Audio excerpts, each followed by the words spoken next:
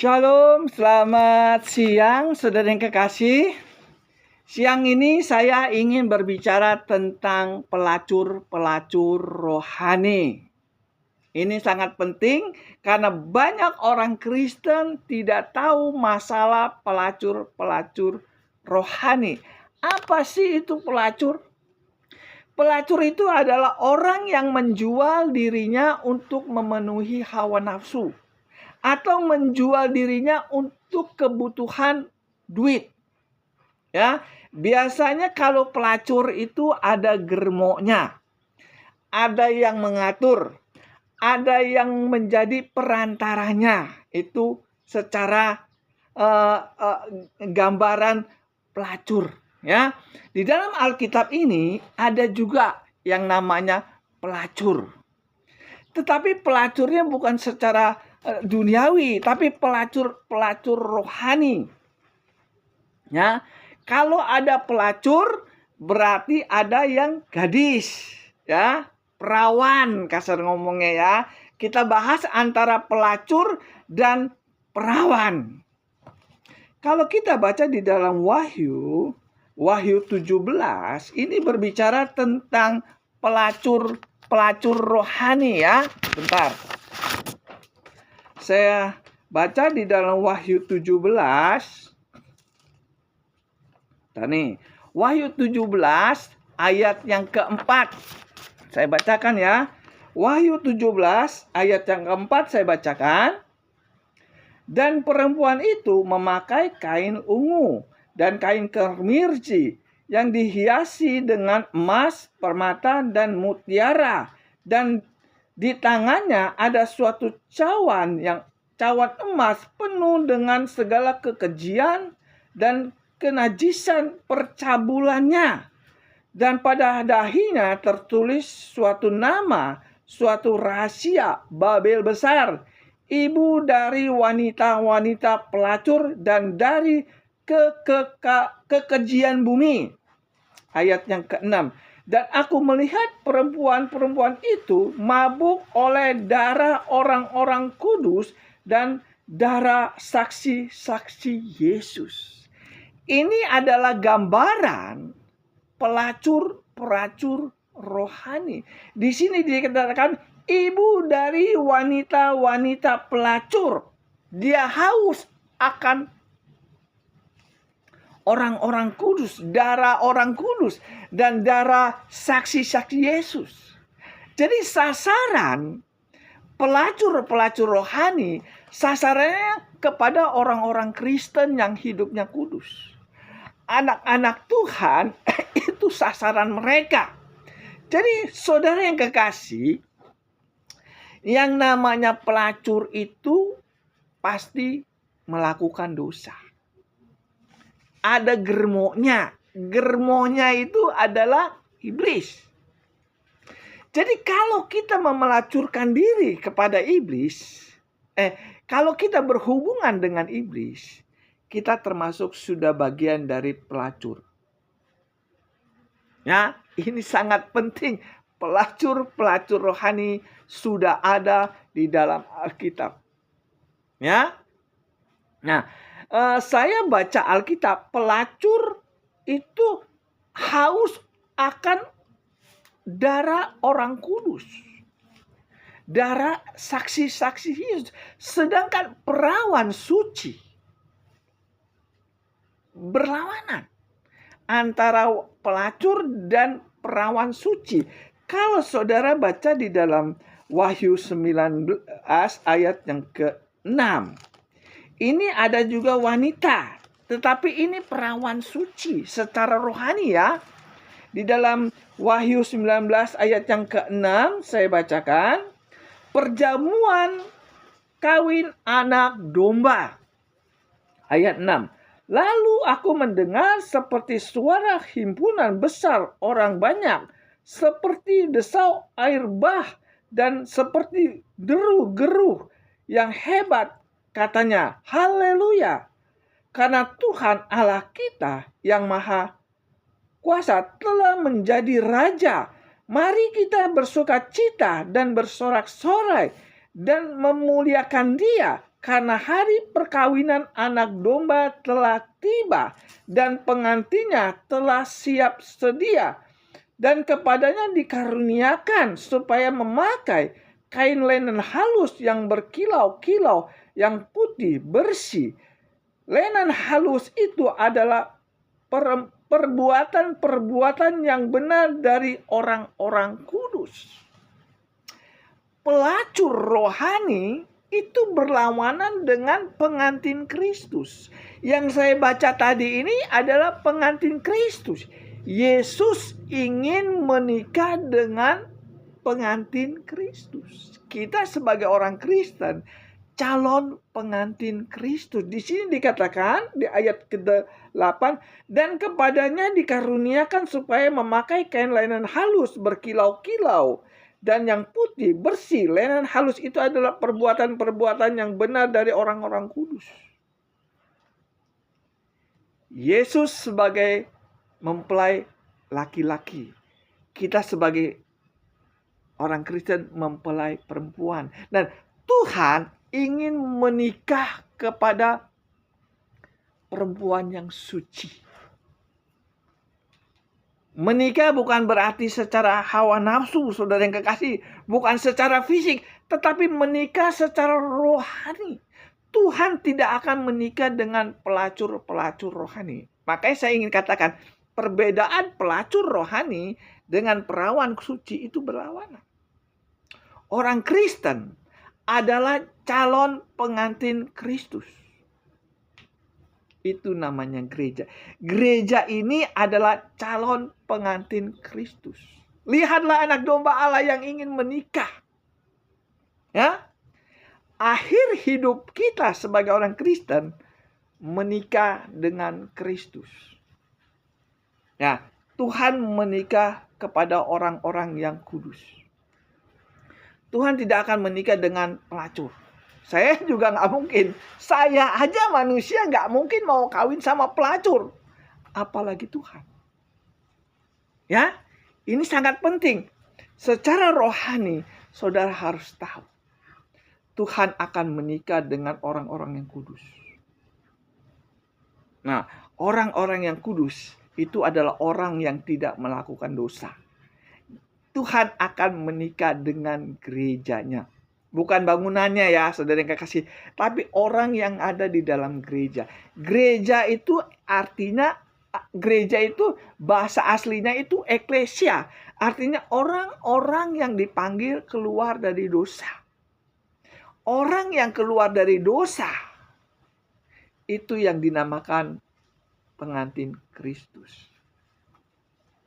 Ini saudara harus tahu. Jadi kita sebagai orang Kristen itu bahagia. Karena kita adalah calon pengantin Kristus. Makanya Tuhan katakan di dalam Alkitab ini. Lihatlah anak domba Allah yang akan menikah dengan pengantin perawan. Di sini sangat jelas di sini. Di dalam Wahyu tadi itu, saya bacanya senang sekali di dalam Wahyu 19 ayat yang ke-8. Dan kepadanya dikaruniakan supaya memakai kainan halus. Itu bukan pakaian baju biasa, tapi secara rohani itu tingkah laku kita yang hidupnya kudus. Jadi kalau saudara hidup saudara kudus, saudara adalah calon pengantin Kristus. Yang jadi pertanyaannya, apakah saudara sudah hidup kudus? Itu rasanya. Ya, saudara yang kekasih, jadi gereja Tuhan itu adalah pengantin Kristus. Tetapi ada satu lagi namanya gereja. Gereja iblis. Ya, gereja Tuhan adalah kumpulan orang-orang yang keluar dari dosa. Sedangkan gereja iblis, kumpulan orang-orang yang berdosa. Itu namanya pelacur rohani. Gereja Tuhan, kumpulan orang-orang yang keluar dari dosa. Sedangkan gereja iblis, kumpulan orang-orang yang berbuat dosa. Itu namanya kumpulan pelacur. Ada germoknya. Germoknya namanya iblis. Apa benar omongan saya ini? Ada gereja Tuhan, ada gereja iblis. Kita baca di dalam Wahyu Wahyu 2 dulu ya. Wahyu 2 ayat yang ke-9. Ya.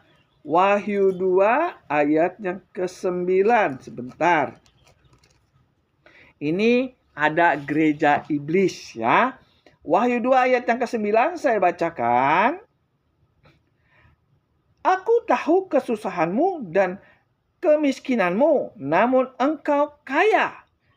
Dan fitnah mereka yang menyebut dirinya orang Yahudi, tetapi yang sebenarnya tidak demikian, melainkan mereka adalah jemaat iblis. Kalau ada jemaat iblis, berarti ada gereja iblis. Otomatis itu namanya. Namanya jemaat itu artinya pengikut. Di sini dikatakan ada jemaat iblis, berarti ada pengikut iblis. Di sini dikatakan jemaat iblis. Kita baca lagi di dalam Wahyu 3 tadi. Wahyu 3 ayat yang ke-9 saya bacakan. Wahyu 3 ayat yang ke-9. Lihatlah beberapa orang dari jemaat iblis. Lihatlah dari beberapa orang jemaat iblis. Yang namanya jemaat iblis itu artinya pengikut iblis. Yang namanya ada jemaat pasti ada hamba iblis. Yang namanya ada hamba iblis berarti ada gereja iblis. Wahyu 3 ayat yang Ayat yang ke mana? Yang tadi ayat 9 ya. Wahyu 3 ayat 9. Dan lihatlah beberapa orang dari jemaat iblis. Jelas ya? Kalau ada jemaat iblis, berarti ada gereja iblis. Jemaat iblis itu dari Adam dan Hawa sudah ada. Orang yang mengikuti perintah iblis itu disebut jemaat iblis. Orang yang mengikuti perintah Yesus atau perintah Tuhan disebut jemaatnya Yesus. Jemaat Tuhan ya. Nah, jemaat iblis yang pertama itu Adam dan Hawa. Kalau saudara baca di Kejadian 3 ayat yang keberapa nih? Tadi saya lihat. Kejadian 3 ayat yang ke mana? Kejadian 3 ayat yang keempat saya bacakan. Tetapi ular itu berkata kepada perempuan itu, sekali-kali kamu tidak akan mati, tetapi Allah mengetahuinya bahwa pada waktu kamu memakannya, maka kamu akan terbuka, kamu akan menjadi seperti Allah. Ini perkataan iblis kepada Adam. Kepada Hawa. Nah, iblis berbicara kepada Hawa. Kalau kamu makan buah pengetahuan baik dan jahat ini, kamu tidak akan mati, tetapi kamu akan seperti Tuhan. Perkataan iblis dengan perkataan Tuhan itu berlawanan. Tuhan mengatakan kalau makan buah pengetahuan baik dan jahat ini, kamu akan mati. Itu perkataan Tuhan. Tetapi perkataan iblis, kalau makan buah ini, kamu tidak akan mati. Kamu akan seperti Tuhan. Hawa dan Adam mengikuti perintah iblis. Dia makan buah pengetahuan baik dan jahat. Inilah yang dinamakan jemaat iblis.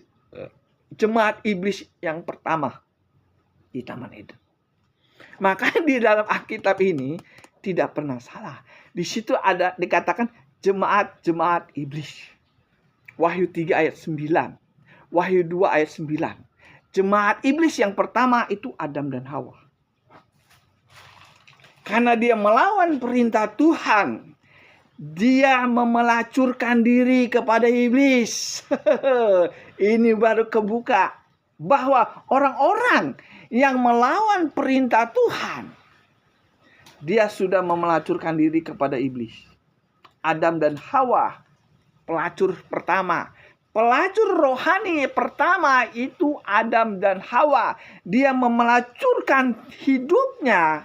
Dia lebih taat dengan perkataan iblis sehingga dia menjadi jemaat iblis. Tuhan tidak mau menikah dengan jemaat iblis. Tuhan tidak mau menikah dengan pelacur-pelacur rohani. Lalu Yudas Iskariot ngikut. Yudas Iskariot ngikut, saudara yang kekasih. Yudas Iskariot mengikut menjadi jemaat iblis. Kita cek ya, benar gak si Yudas Iskariot itu menjadi jemaat iblis? Kita baca di dalam Yohanes 13 ayat yang kedua. Mereka sedang makan bersama dan iblis telah membisikkan rencana dalam hati Yudas Iskariot, anak Simon, untuk mengkhianati dia. Yudas, murid Yesus, mendengar suara iblis untuk mengkhianati Yesus. Lalu ayat 27-nya. Yudas dimasuki roh iblis. Yudas dikuasai iblis untuk melawan Yesus. Sama seperti Adam dan Hawa. Dia melawan perintah Tuhan. Adam dan Hawa mengikuti perintah iblis. Sehingga apa yang terjadi? Dia sudah menjadi pelacur rohani. Ini pelajaran bagi kita, saudara yang kekasih. Alkitab ini diberikan kepada kita untuk kita pelajarin. Jangan sampai kita menjadi pelacur rohani. Orang-orang Kristen, hamba-hamba Tuhan, pendeta-pendeta itu adalah calon pengantin Kristus. Kita sebagai perawan suci, bukan secara fisik ya saudara yang kekasih, secara rohani di mata Tuhan, kita ini wanita. Ingin dinikahkan dengan Kristus. Wahyu 19 ayat yang ke-6 sampai ke-8. Ya. Tapi secara rohani ya, bukan secara fisik ya. Semua yang namanya orang Kristen itu calon pengantin Kristus. Tetapi masalahnya begini. Kalau kita memelacurkan diri kepada iblis, kita mengikuti perintah iblis, maka kita sudah masuk ke dalam pelacur.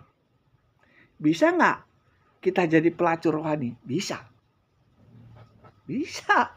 Saya bisa jadi pelacur rohani kalau saya mengikuti perintah iblis.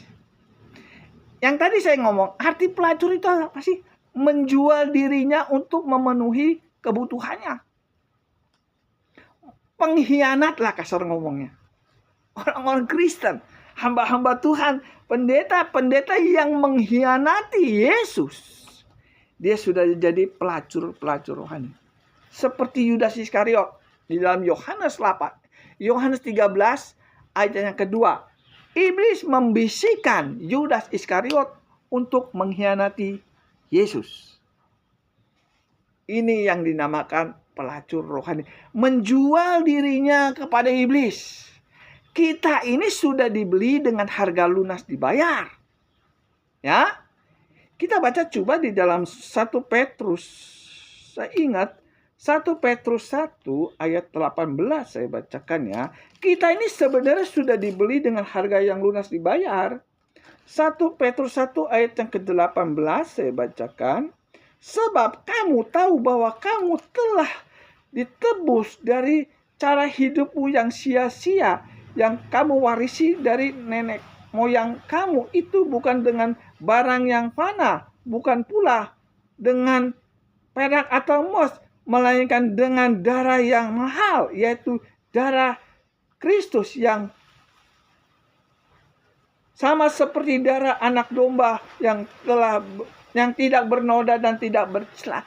Kita sudah dibeli dengan harga yang lunas dengan darah Yesus. Semua orang Kristen pada waktu dia percaya Yesus sebagai Tuhan, dia dibeli dengan harga yang mahal dengan darah Yesus di kayu salib. Setelah kita sudah dibeli dengan darah Yesus, kita sudah jadi miliknya Yesus. Keren ya. Tetapi kalau kita kembali lagi mengikuti iblis, kembali lagi berbuat dosa, maka kita sudah dicap menjadi pelacur rohani. Ini sangat penting untuk kita ketahui. Gereja itu adalah kumpulan orang-orang yang tidak keluar dari dosa. Gereja itu kumpulan orang-orang yang keluar dari dosa. Namanya eklesia. Itu namanya gereja Tuhan. Jadi gereja Tuhan itu kumpulan orang yang tidak melakukan dosa lagi. Hidupnya kudus. 1 Tesalonika 4 ayat yang ke-7. Allah memanggil kita bukan untuk melakukan apa yang cemar, tapi apa yang kudus. Ini yang dinamakan gereja Tuhan. Ya. Nah, tapi ada lagi gereja iblis. Gereja iblis adalah kumpulan orang-orang yang melakukan dosa. Jadi beda saudara yang kekasih. Gereja Tuhan sama gereja iblis itu beda. Gereja Tuhan kumpulan orang yang nggak melakukan dosa lagi. Itu gereja Tuhan. Gereja iblis kumpulan orang-orang yang melakukan dosa. Ya, pendetanya masih hidup dalam dosa. Jemaatnya masih hidup dalam dosa. Majelisnya masih hidup dalam dosa. Donatur gereja masih dalam dosa. Itu namanya gereja iblis. Ya, ini gereja iblis nih. Nah, yang namanya gereja iblis itu namanya pelacur rohani. Namanya gereja iblis itu melawan perintah Yesus. Tidak suka dengan kebenaran Tuhan. Pemimpinnya iblis. Gereja iblis dipimpin oleh iblis. Ya kan? Dipimpin germoknya lah ya. Pemimpinnya itu iblis. Anak buahnya pendeta yang melawan perintah Yesus. Jemaatnya jemaat iblis juga. Ini namanya pelacur rohani. Jelas ya, di dalam Alkitab ini ada dua. Ada pelacur rohani dan ada perawan suci. Secara rohani ya, perawan suci adalah orang-orang Kristen yang hidupnya kudus. Kalau saudara hidupnya kudus, saudara mati, saudara masuk ke kota kudus. Matius 27 ayat 51 sampai 53. Orang-orang kudus itu mati, bangkit, lalu masuk ke kota kudus. Kenapa dia masuk ke kota kudus? Karena dia calon pengantin Kristus. Yang tadi di dalam Wahyu 19 ayat yang ke-8. Pengantin Kristus memakai pakaian putih lenan halus berbicara tentang hidup kudus. Jadi kalau kita hidup kudus, kita mati, kita masuk kota kudus. Nah, bagaimana kalau orang Kristen yang hidupnya dalam dosa? Kan ada orang Kristen yang hidup masih dalam dosa. Bahkan pendeta kan masih ada dalam dosa. Nah, mereka yang disebut pelacur rohani.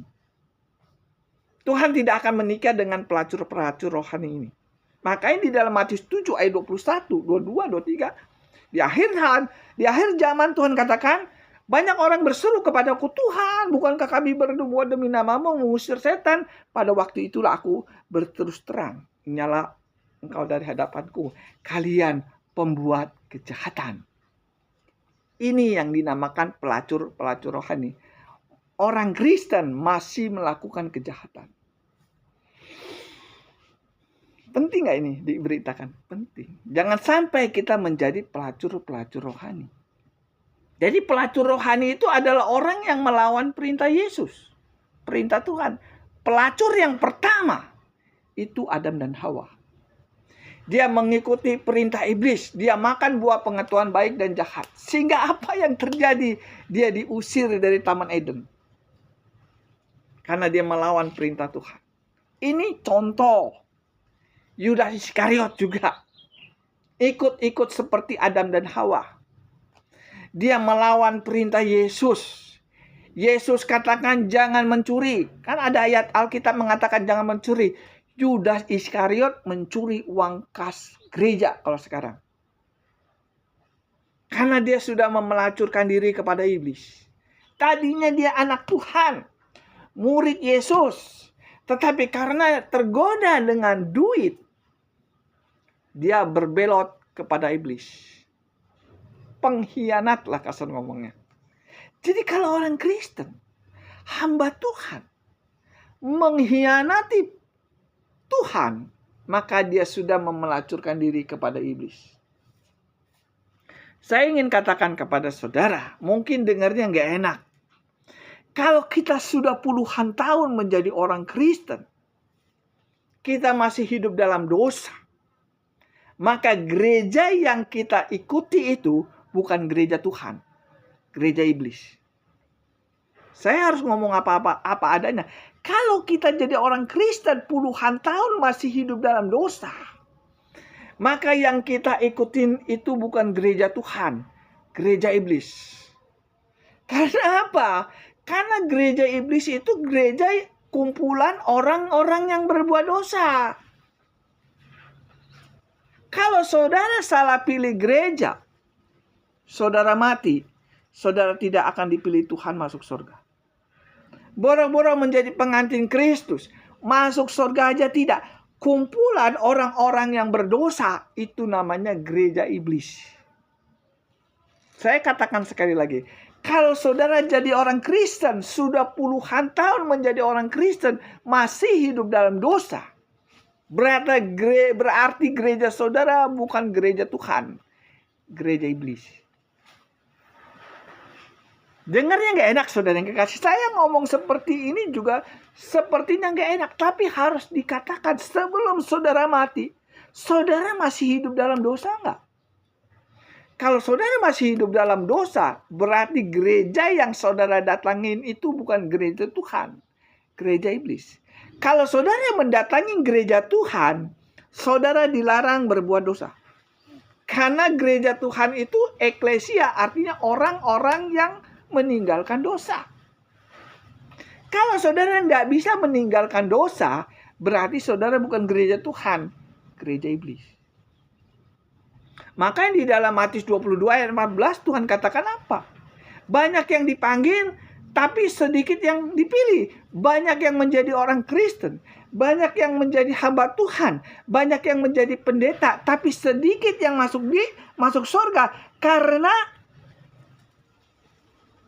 dia memelacurkan diri kepada iblis. Pelacur-pelacur rohani sudah banyak di dalam gereja. Ya, saudara harus tahu. Maaf saudara, maaf ada yang jalan tadi. Saudara harus tahu. Kalau kita masih hidup dalam dosa, berarti kita sudah mempelacurkan diri dengan dosa. Kita menjual diri kita dengan dosa. Kalau kita menjual diri tubuh kita dengan dosa, kita mati, kita nggak masuk surga. Kita baca di dalam Ibrani, saya berbicara tentang firman Tuhan, saudara yang kekasih. Dengarnya nggak enak. Tapi ini kebenaran, Ibrani 10 ayat yang ke-26. Jadi kalau kita memelacurkan diri dengan dosa, menjual diri kita dengan dosa, kita nggak masuk surga. Ibrani 10 ayat yang ke-26.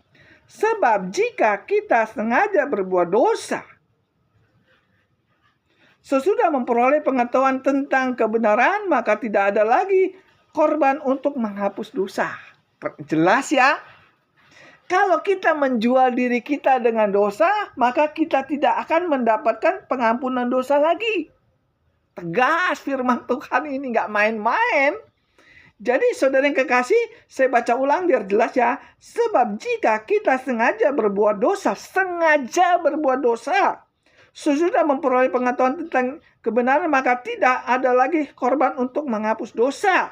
Tetapi yang ada ialah kematian yang mengerikan, akan penghakiman dan api yang menghanguskan. Firman Tuhan jelas, tegas. Barang siapa yang berbuat dosa lagi, sengaja berbuat dosa lagi, dia tidak ada pengampunan dosa lagi. Saya nggak tambahkan Alkitab, saya nggak kurangkan. Murni. Orang Kristen yang masih hidup dalam dosa tidak mendapat pengampunan dosa lagi dari Tuhan. Galatia 6 ayat 7, Allah tidak mau dipermainkan. Apa yang ditabur itu yang dituai. Kalau saudara sudah diselamatkan oleh darah Yesus di kayu salib, saudara, dosanya saudara sudah diampuni, lalu Tuhan katakan jangan kembali lagi berbuat dosa, saudara masih berbuat dosa, kembali lagi berbuat dosa, maka saudara sudah mempermainkan Tuhan. Kalau saudara mempermainkan Tuhan, maka pada waktu saudara mati, saudara tidak akan dibawa Tuhan Yesus ke surga. Jelas ya? Barang siapa yang sengaja berbuat dosa, artinya dia sadar dia berbuat dosa. Dosa itu artinya melawan perintah Tuhan. Nah, kalau orang melawan perintah Tuhan, itu seperti Adam dan Hawa melawan Tuhan. Kan saudara tahu Adam dan Hawa melawan perintah Tuhan.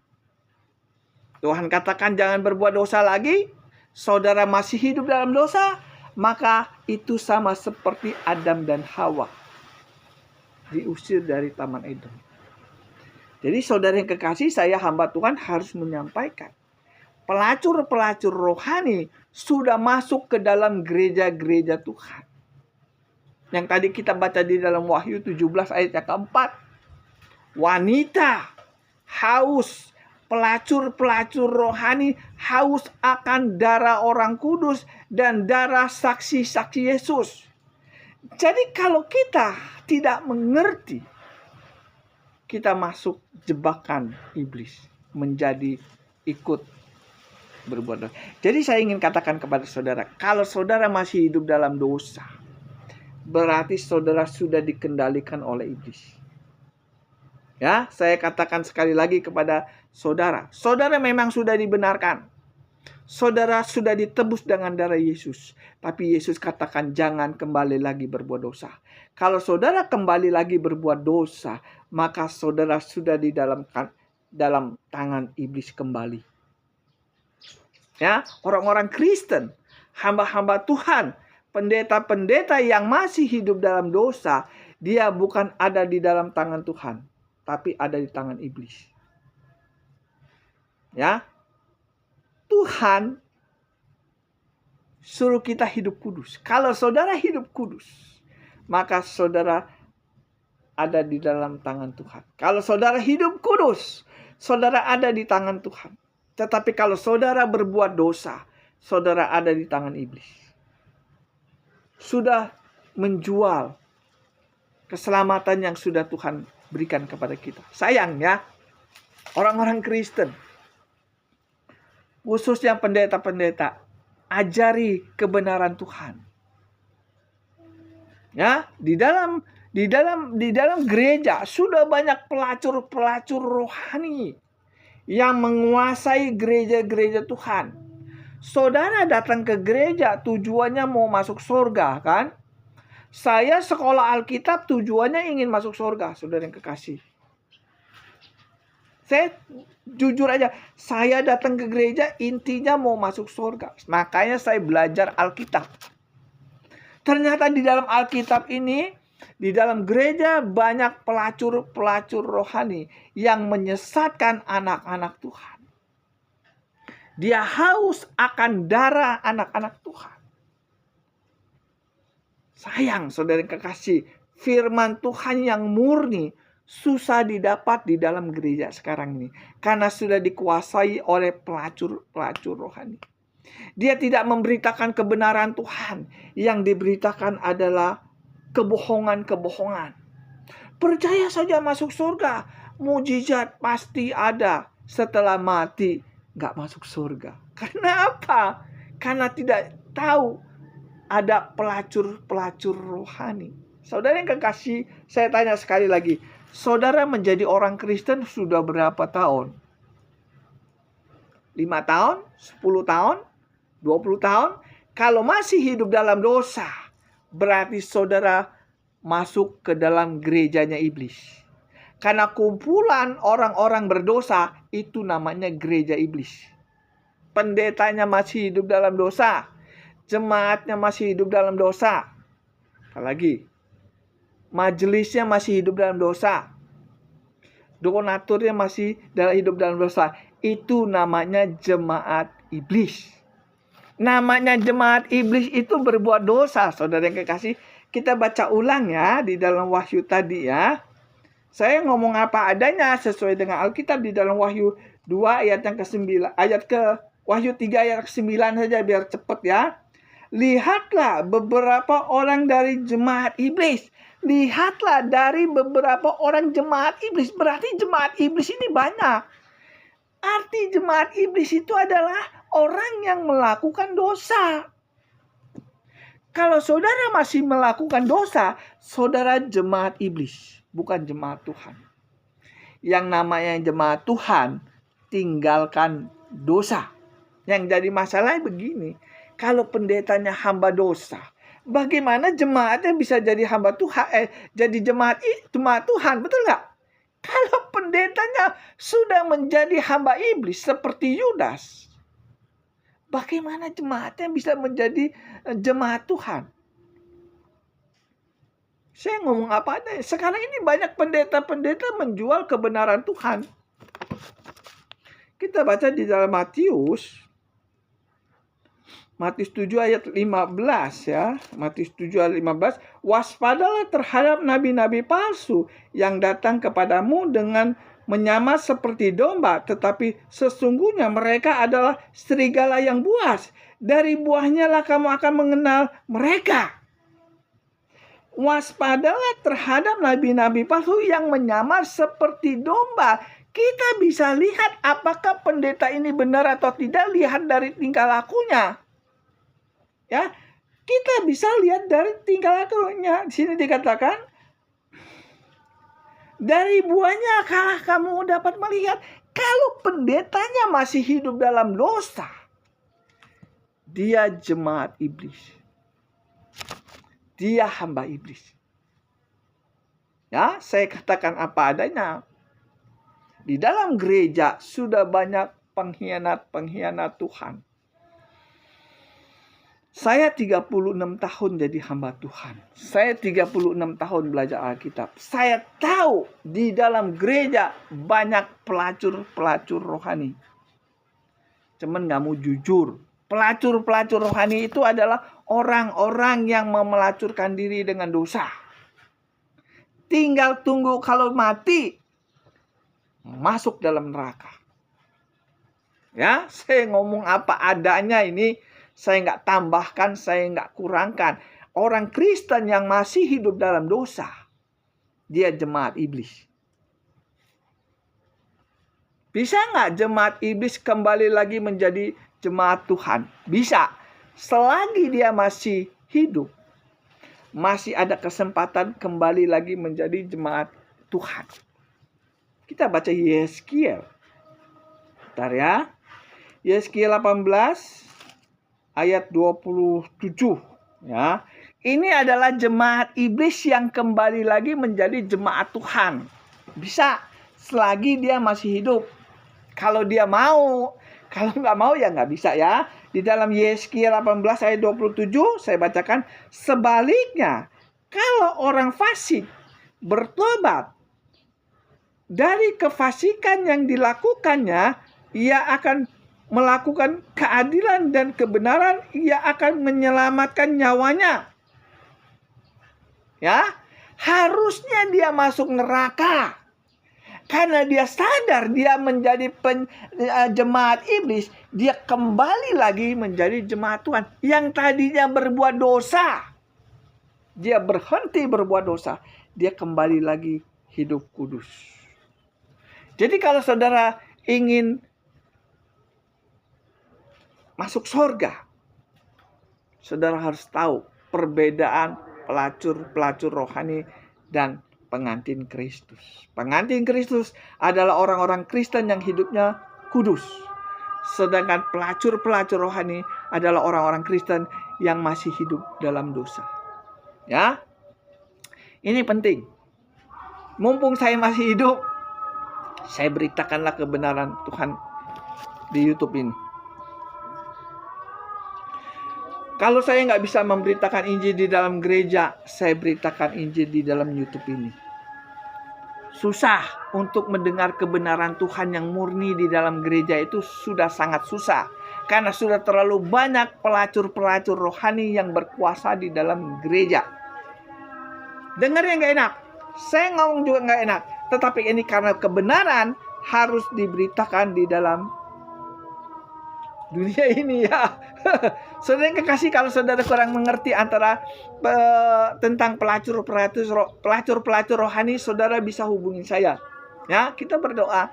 Tuhan, terima kasih atas firman-Mu pada siang hari ini. Engkau mengajarkan kami untuk menjadi pengantin Kristus. Terima kasih atas firman yang Kau sampaikan pada siang hari ini. Berkati orang yang mendengar YouTube ini dan berkati juga saya yang menyampaikan kebenaran firman-Mu. Di dalam nama Yesus, haleluya, amin.